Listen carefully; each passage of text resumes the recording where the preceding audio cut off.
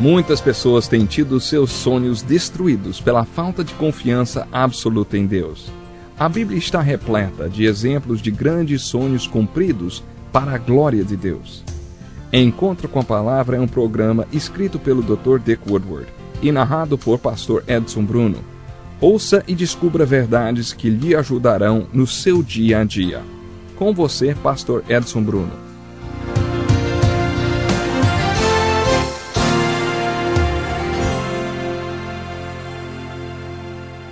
Muito bem-vindo para o nosso estudo da Bíblia. Se você nos ouve pela primeira vez, então, muito bem-vindo.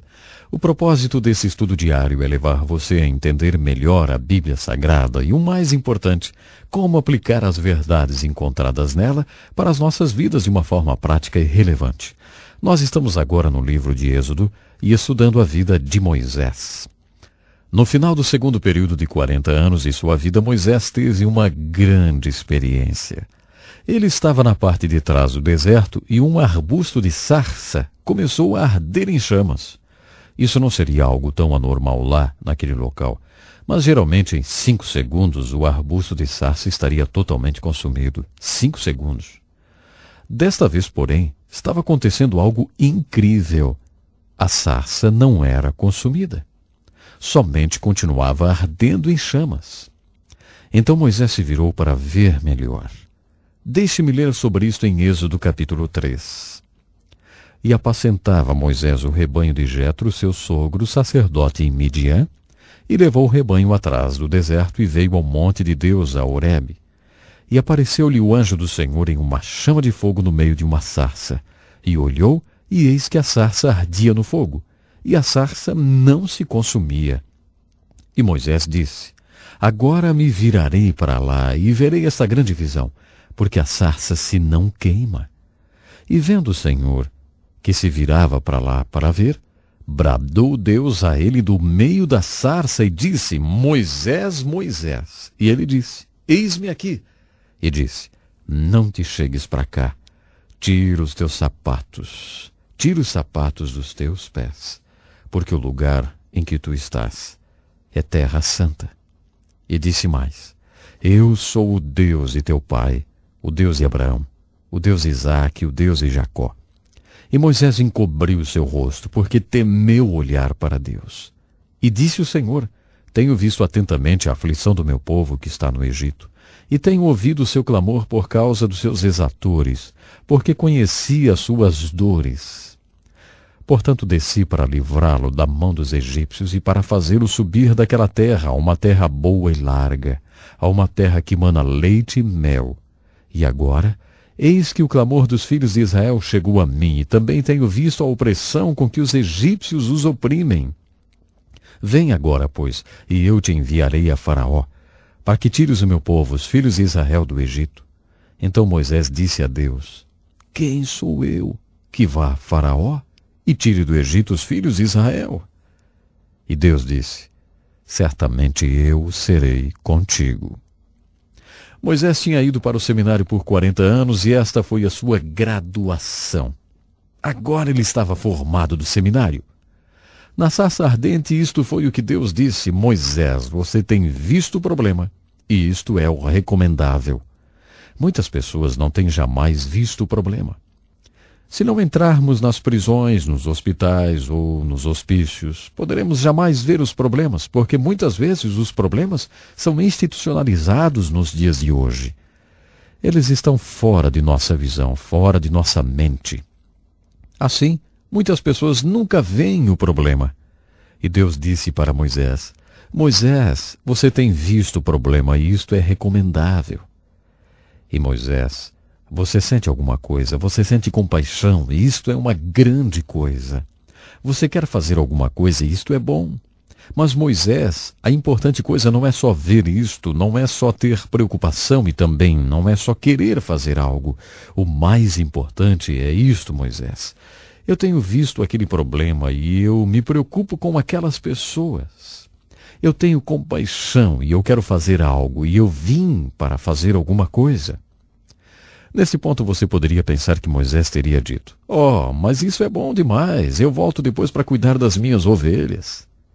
Entretanto Deus disse-lhe: Vem comigo, Moisés, e eu estarei enviando você a Faraó, e assim você será o libertador deste povo. E Deus está agora tentando convencer-lhe ao final desta lição que, Moisés, você é alguém. Nos primeiros 40 anos, Deus ensinou-lhe que ele era ninguém. No segundo período de 40 anos, Deus ensinou-lhe que ele era alguém.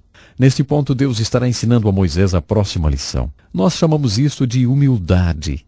Mas, afinal de contas, o que é humildade? Essa é a coisa mais difícil para se definir. Eu ouvi sobre um pastor que ganhou uma medalha da sua congregação porque ele era muito humilde.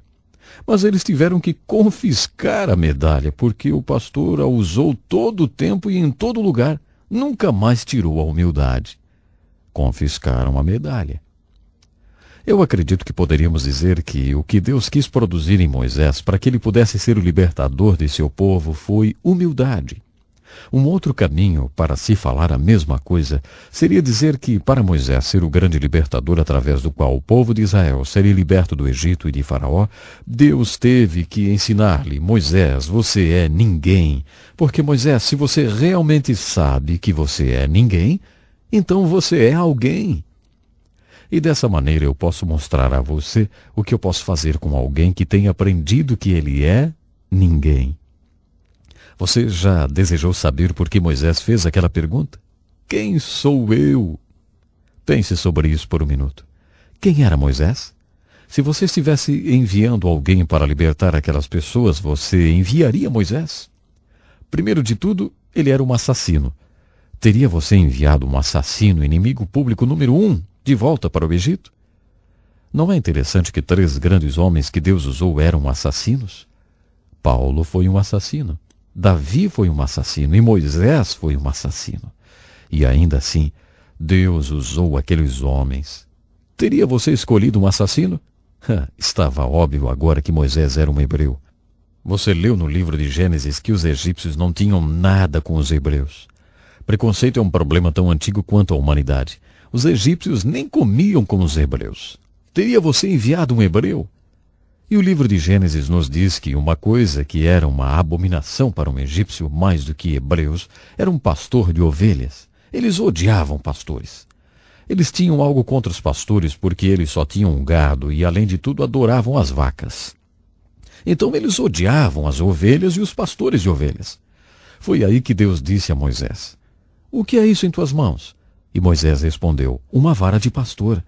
E Deus falou: "Então ande com a vara em volta de Faraó. Faça com que ele a veja e ficará enfurecido. Deixe ele saber que você é um pastor de ovelhas." Assim vimos que ele era um hebreu, era um assassino, era um pastor de ovelhas e um ingrato filho adotado que gastou 40 anos no palácio de Faraó e mostrou sua gratidão, vamos dizer, matando um oficial egípcio. Ele era realmente qualificado para ser o libertador escolhido por Deus? Parece que qualquer pessoa responderia: não, definitivamente ele não é qualificado. Escolhendo os homens certos para importantes trabalhos é que fazem um presidente ser um sucesso ou um fracasso total.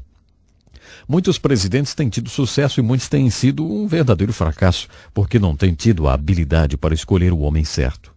Quando um presidente tenta selecionar homens para fazerem um trabalho para ele, tenta conseguir os mais qualificados.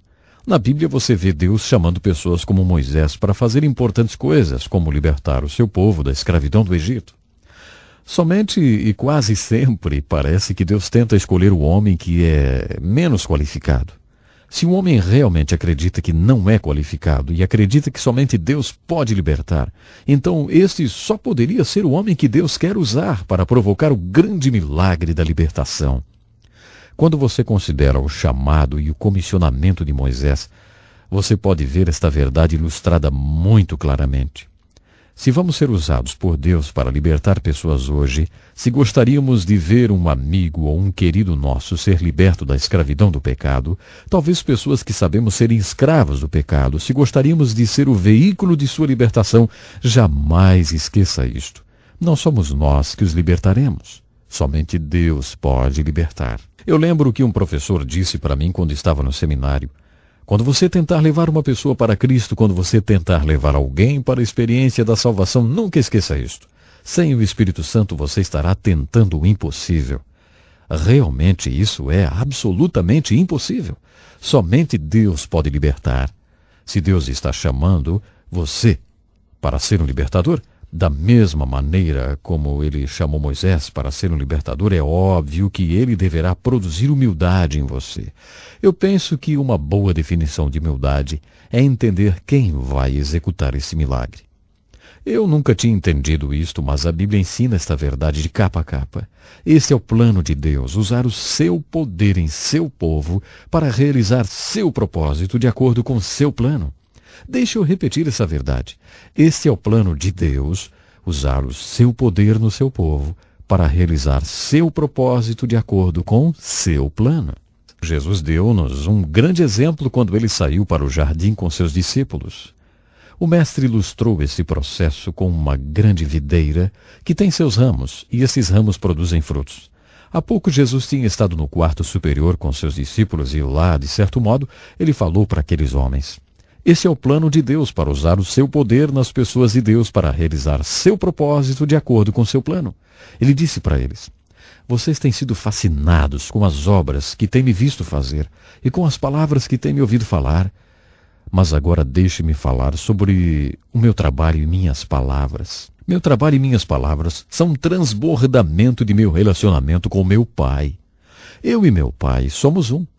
Então todas as obras que eu fiz e todas as palavras que eu falei são o resultado do fato que eu e o Pai somos um. Desta forma aprendemos que os frutos não crescem na videira, eles crescem nos ramos que estão ligados à videira. Nesta ilustração, Jesus é uma videira procurando por ramos. No livro de Êxodo, isto é o que Deus é. Ele é uma videira procurando por ramos. Deus não trabalhará sem um instrumento. Então Deus deverá encontrar o seu Moisés. E quando ele encontra, chama e comissiona o seu Moisés, tem também de convencer-lhe. Tem que dizer-lhe: Moisés, você é ninguém. Não é você que vai fazer isso. Quando você entender isto, Moisés, então você será alguém que eu poderei usar. Através de você eu poderei trabalhar, e você vai descobrir os grandes milagres que eu poderei fazer através de alguém que aprendeu que ele é um ninguém. Este é todo o tempo que nós temos por hoje. Por favor, una-se a nós no próximo programa e convide um amigo para ouvir com você esta maravilhosa história de Êxodo que vamos continuar a estudar. E lembre-se disso, hein? Este é o plano de Deus, usar o seu poder em seu povo para realizar seu propósito de acordo com seu plano. Até o nosso próximo programa. Que lição importantíssima. Obrigado, pastor Edson Bruno. Prezado ouvinte, coloque em prática o que você ouviu aqui. Sem dúvida, sua vida será grandemente abençoada. Este é um estudo escrito pelo Dr. Dick Woodward, na voz do pastor Edson Bruno. Escreva-nos e solicite o material. Nosso endereço é Encontro com a Palavra, Caixa Postal 2011, CEP 89201-970, Joinville, Santa Catarina. Até o nosso próximo encontro com a Palavra.